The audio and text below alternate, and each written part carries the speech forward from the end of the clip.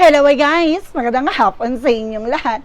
I am Chirgas Mamasagri Channel, a faith healer, also at a reader. So ngayong hapon na to, natignan natin na kayong sabihin sa iyo ng ating mga gabay. So this is something, a special pasilip, no? Na special pasilip para sa ating senator na si Bato de la Rosa. Alamin natin, tuklasin natin ano naman yung mga bagay na makakagilap or magbibigay gabay sa kanya, no? Para matuklasan natin, mahagilap natin yung mga bagay na kailangan nating malaman sa kanya.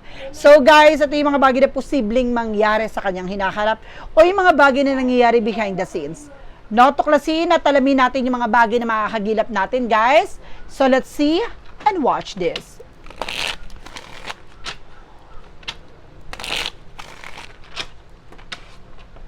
So, and of course, guys, don't forget not to subscribe my channel and hit the bell for more videos update. Please don't skip the ad, guys. So, let's see and watch this. Angel Spirit, please give me an information po. Ano man yung mga bagay na masasagap natin sa energy na to? Ito ay pawang gabay lamang. No? There's a King of Swords with a stop the pattern. Mayroong bagay na kailangan putulin. No? O alisin. So, kailangan niya mas maging wais or mas maging matalino sa mga desisyon.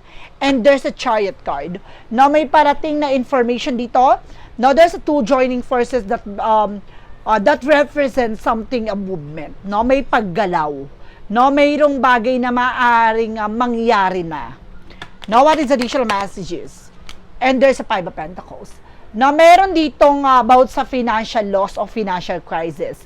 Or maaaring sa madaling salita, there's something of flood control issues, no? Maaaring may mga bagay na, kumbaga, kaalaman, or mayroon siyang bagay na nauugnay or nalalaman na tungkol sa corruptions, no? About sa financial loss. Or maaaring tungkol sa flood control scandal. So, let's see, additional messages. And of course, there's a tendency with the sabotage. Oh my God, may sabotahe. So, meron ditong traidor na maaring mangyari. No, maaring meron dito maglalaglag sa kanya o maaring meron siyang ilalaglag dito. So, let's see what is additional messages. At Ten of Swords, ha? At Ten of Swords, something a sabotage, a backstabbing, no? Betrayal. And of course, the Eight of Pentacles, something a focus, no, nakafocus siya sa kanyang ginagawa ngayon, no, meron siyang bagay na maaaring pinag-aaralan, and of course, kumbaga, ginagawa sa ngayon with the temperance, something of perfect timing. So, may mga paalala lang sa kanya dito na kailangan niya mag-pay attention, na mas maging maingat siya, at mas maging kalmado siya, no, sa mga bibitawan at gagawin niyang action or decision. And there's a Seven of Swords, there's a snake and it's a cheating lion. So, meron ditong kasinungalingan, no, na maaaring mapuputol na, no, at maaaring kailangan na mas maging wais siya sa kanyang gagawin, no, meron dito na maaaring, kumbaga, matutuklasan niya na maaaring nilinlang or lilinlangin siya. So, meron ditong bagay na maaaring malaman niya. No, what is the Chariot card? Represent with the Empress card. So, something, an Empress card, a revert, disconnect from the world na, kumbaga, ito yung tao, itong yung bagay na ginagawa niya, kumbaga, tinututukan niya ang kanyang sarili. So, merong bagay na maaaring dumating sa situations na to. And there's an Ace of Wands, a plan. So, may mga project dito regarding sa flood control issues na maaaring, kumbaga, malantad or malaman or maaaring ibahagi. No? Ibahagi niya. What is the Ten of Swords? Gusto ko malaman kung ano tong sabotage na to or ano tong betrayal na to na papaloob dito with the Ten of Swords. Angels, please give information. What is the Ten of Swords? There's a Page of Swords. There's a spying, looking, watching. Ibig sabihin dito may tatraidor sa kanya. No, may nagsusubaybay na sa kanya dito. Kasi alam na natitimbrehan na something wrong about this one. No, parang alam niya na maaaring nararamdaman niya na hindi na safe, no, ang kanyang situations. No, merong tatraidor sa kanya. I feel something na may gagawin sa kanya dito, guys. Na mag-ingat siya, ha, kasi nanganganib ang kanyang buhay dito, guys. Na mag-ingat po siya. What is the Eight of Pentacles? Represent with the Ten of Pentacles. Na meron dito about, kumbaga, nagtrabaho, naging dedicated about sa family, sa isang family, no? no, meron siyang bagay na nalalaman about sa properties, documents, papers, at the same time, no, yung wealth, yaman, ganon. What is the temperance? Revisit a page of pentacles. So mas magiging maingat siya sa mga bagay na gagawin niya. The page of pentacles in reverse, na parang meron siyang ginawa, na parang pinagsisisihan niya, na kumbaga hindi siya naging kalmado, at the same time, kumbaga pinapakita dito na nagkakaroon siya ng realizations, no, regarding sa kanyang, kumbaga, ginawa, no, kumbaga, dahil sa kanyang, kumbaga, nangyari sa kanyang buhay, so sa kanyang situations, no, may realization ako na sa sense dyan. What is the King of Swords and the Seven of Swords?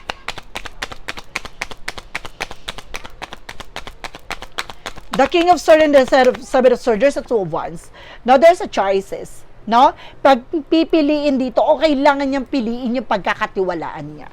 So, mag-ingat siya. No? Maging aware siya sa mga bagay na kanyang gagawin. And of course, there's something, a Nine of Swords. No, meron daw dito nagkakaroon ng anxiety, sleepless nights. So, I feel something na parang meron dito, no, na parang nagkaroon ng hidden agenda. No? May babae dito na maaring kumbaga gumawa ng actions, no? Or maaring may babae dito na i-stress. I feel something.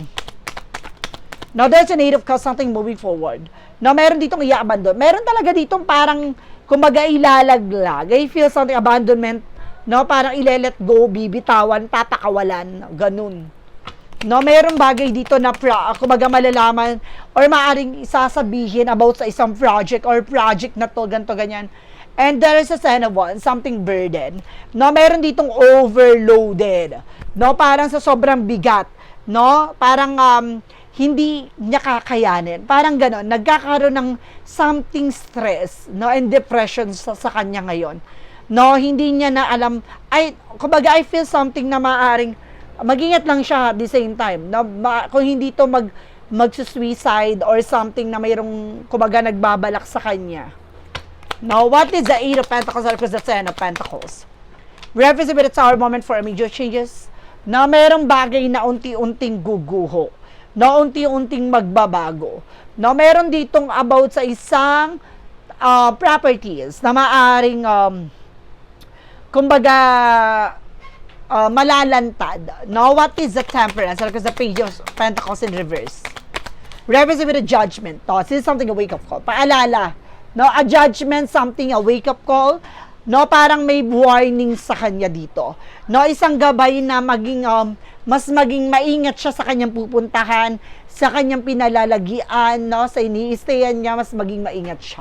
What is additional messages for the outcome? So there's the Two of Cups, no, may partnership dito. Piliin niya yung mga taong makakahalubilo at makakasama niya dito. Meron ditong maglalagdag or para magtuturo sa kanya kung asan siya. And there's the Lovers. No, meron ditong konektado sa mag-asawa. Oh my God, oh my God, yung asawa niya nai-stress na. Or maaaring konektado sa relasyon or something na nagkakaroon ng anxiety, sleepless. Ibig sabihin dito, na parang may pumunta sa kanilang tahanan, no, pinipilit or something. Kumbaga, super stress, no, ng kanilang eksena ngayon. No, and there's a Seven of Wands. No, meron silang meron ditong dapat protection or meron ditong, kumbaga, iniingatan, no? The Seven of Wands, something protections, no? Or maaring meron ditong pumoprotekta, no, sa kanya. And there's an Ace of Pentacles. May tungkol sa pera o malaking pera.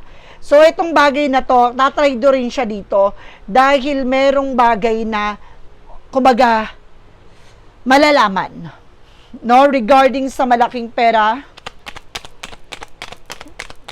There is something, guys, with Emperor.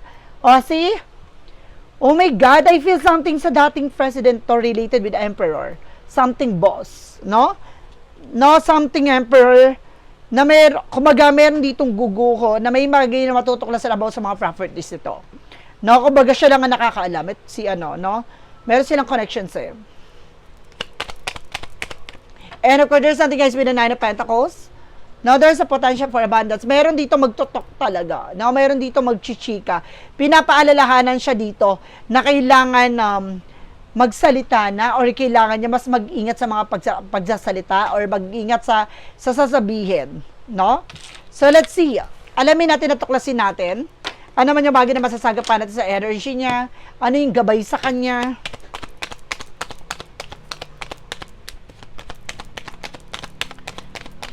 So, there's a Nine of Cups. Meron siyang mga hinihiling. No? Pero, yung mga bagay na gusto niya mangyari ay maaaring magbigay komplikasyon sa kanya. So, meron ditong bagay na parang kakaharang sa gusto niyang mangyari. Parang, kumbaga, magkakaroon ng complication. And there's a Three of Wands. The waiting for is a waiting for. Lalabas ang katotohanan. May lalabas na resulta. No, document, papers, informations na maaring magsukol sa eksena na to. So, let's see. Makukulong po ba? No, si Bato de la Rosa. Alamin natin kung makukulong siya sa senator. So, there's a Knight of Wands, slow and steady. Sa ngayong kalmado lang, no? Pero magulo ang eksena. So, merong bagay na nagpapagulo sa eksena dito. The King of Wands, something ambition. So, meron ditong, kumbaga, there's something lizard na parang may nagtitik-tik or nagbibigay ng information dito. No? At nagpapagulo rin sa situations na to. And there's a Six of Wands. Talaga sila there's a yes. No, makukulong siya dito. No? At maaaring, madadala talaga siya sa ICC. Makukuha siya talaga. Now, let's see additional messages. And there's a King of Pentacles. Now, there's a Seven of Pentacles. Now, meron ditong about sa bagay na kanilang ginawa na maaring anihin nila. Now, there's a harvest time. So, meron mga tungkol sa mga pera, gano'n, about sa mga documents or something informations. And there's a Hierophant. Ooh. Meron ditong religious factor, ha? May religious factor dito. Meron ditong about sa nangyari from the past na hindi siya natuto. No, bagay na may paalala sa kanya, hindi siya nag-pay attention. So, let's see, agilapin pa natin ng anong energy nito. Ano mangyayari sa kanya in the near future? Oh, there's a self-sabotage. No, gigisay niya yung sarili niya mantika. So, ibig sabihin nito, no, dahil sa kanyang ginawa, no, parang, kumbaga, alam niya yung kahihinatnan. No, this is a Four of Cups. No, just re-evaluate. Kumbaga, pinag-iisipan niya na yung bawat action and decision niya. No, merong bagay dito na parang pinangangambahan niya, yung pamilya niya. No, nangangamba siya with her family, with his family, sorry. So, ito yung bagay na nagbibigay ng sa kanya, worries. No, let's see additional messages tayo. Ano pa yung mga bagay na masasagap natin sa energy niya? There's a Six of Cups and the Three of Swords. No, there's something related sa kanya with a family related or maaring there's a friend.